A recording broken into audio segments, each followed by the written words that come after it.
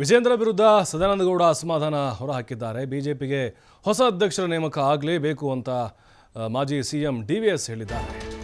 ನೋಡಿ, ಅಧ್ಯಕ್ಷರ ಬದಲಾವಣೆಗೆ ಸಂಬಂಧಪಟ್ಟಂತೆ ಬಿಜೆಪಿಯಲ್ಲಿ ದೊಡ್ಡ ಕೂಗು ಕೇಳಿ ಬರ್ತಾ ಇದೆ. ಅದಕ್ಕೆ ಸದಾನಂದಗೌಡ ಕೂಡ ಹೊರತಾಗಿಲ್ಲ. ಅಧ್ಯಕ್ಷರ ಬದಲಾವಣೆ ಆಗಲೇಬೇಕು ಅಂತ ಗುಡುಗಿದ್ದಾರೆ ಸದಾನಂದಗೌಡರು. ರಾಜ್ಯ ಬಿಜೆಪಿಯಲ್ಲಿ ಕೆಳಗಿನ ಹಂತದವರೆಗೂ ಗುಂಪುಗಾರಿಕೆ ಹಬ್ಬಿದೆ. ಅವರು ಒಪ್ಕೊಂಡಿದ್ದಾರೆ ಇದನ್ನ.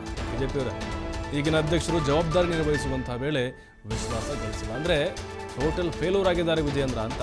ಅತೃಪ್ತರ ಗುಂಪನ್ನು ವಿಶ್ವಾಸಕ್ಕೆ ಪಡೆಯುವಲ್ಲಿ ಯಶಸ್ವಿ ಆಗಲಿಲ್ಲ. ಪಾರದರ್ಶಕವಾಗಿ ಅಧ್ಯಕ್ಷರನ್ನ ನೇಮಿಸಬೇಕು, ಆಗಲೇ ಪಕ್ಷಕ್ಕೆ ಶಕ್ತಿ ಬರುತ್ತೆ. ಬೆಂಗಳೂರಿನಲ್ಲಿ ಮಾಜಿ ಸಿಎಂ ಡಿ.ವಿ. ಸದಾನಂದಗೌಡ ಈ ಹೇಳಿಕೆಯನ್ನು ಕೊಟ್ಟಿದ್ದಾರೆ.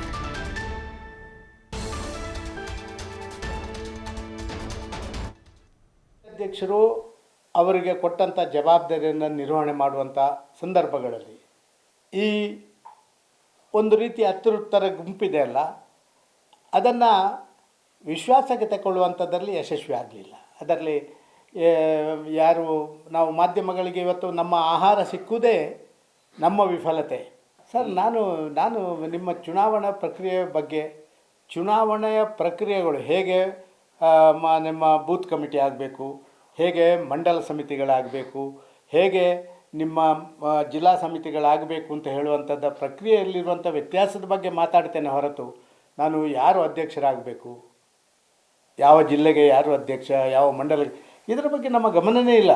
ಯಾಕೆಂತ ಹೇಳಿದರೆ ಆ ಅಧ್ಯಕ್ಷರ ಆಯ್ಕೆ ಒಂದು ಪಾರದರ್ಶಕವಾಗಿ, ಆ ಅಧ್ಯಕ್ಷರ ಆಯ್ಕೆ ಸರ್ವಸಮ್ಮತವಾದಂಥದ್ದು ಆದ್ರೇ ಪಕ್ಷಕ್ಕೆ ಒಂದು ರೀತಿಯ ಶಕ್ತಿ ಬರುವಂಥದ್ದು.